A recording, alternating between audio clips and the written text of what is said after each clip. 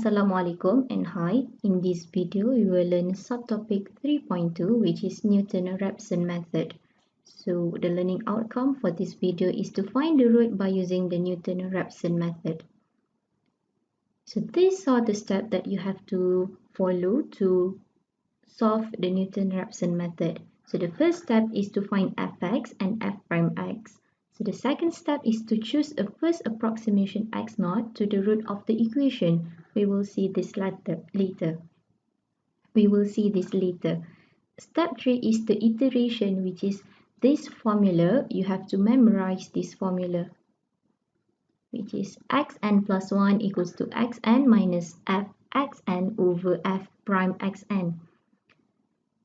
There are two things that you have to take note when you use Newton-Raphson method.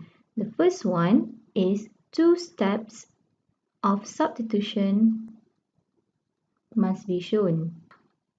And the second one, the working step must have extra 1 decimal place. We will see this on the next example. Example 6. By using the Newton-Raphson method, find the solution fx equals to x plus exponent x, near x equals to negative 0.5 to 4 decimal places. So the first step, we know that we have to find fx and f prime x. So fx is given in the question. We have fx equals to x plus exponent x. So now we need to find f prime x. So we will have f prime x equals to, we just differentiate the function, differentiate x, we will get 1, differentiate exponent x, we will get exponent x.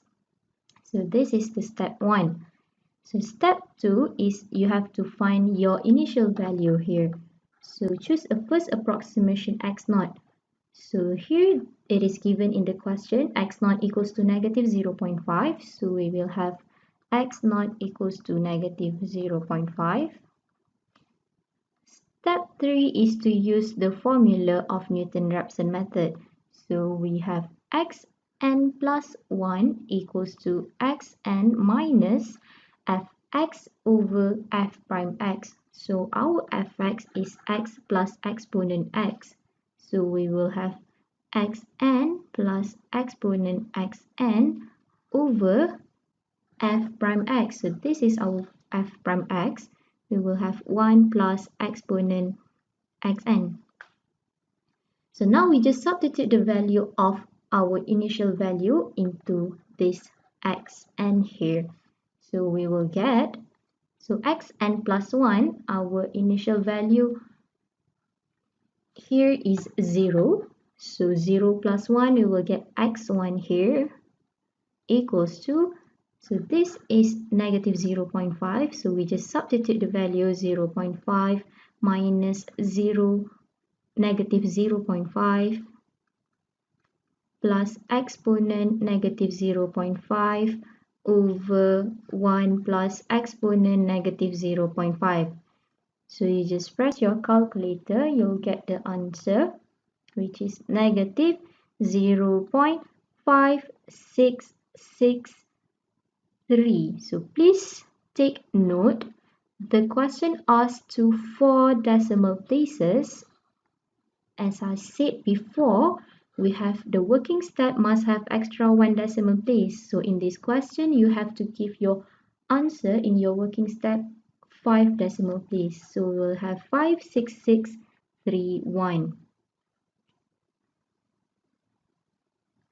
Okay, so we just continue. So this will be our next value of x. So we will have x2 equals to negative 0.56631 minus negative 0.56631 plus exponent negative 0.56631 over 1 plus exponent negative 0.56631.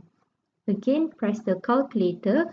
You will get the answer. Make sure in 5 decimal places because the question asks for 4 decimal place. We have to give extra 1. So here you will get negative 0.56714. Now, this is the first substitution and this is the second substitution. So in your working step, the first two substitution must be shown. So x3, let's say for x3, you can just press your calculator. You don't need to show the substitution and you will get the answer negative 0.56714. As you can see here, the answer for x2 and x3 is the same. So we call this as stopping criteria. That means we have to repeat the process of iteration until the answer agrees with a specific number of decimal places. As you can see here, x2 we get negative 0.56714 and x3 we get negative 0.56714, which is the same as x2. So we can stop here. We can conclude the answer as x equals to negative 0.5671.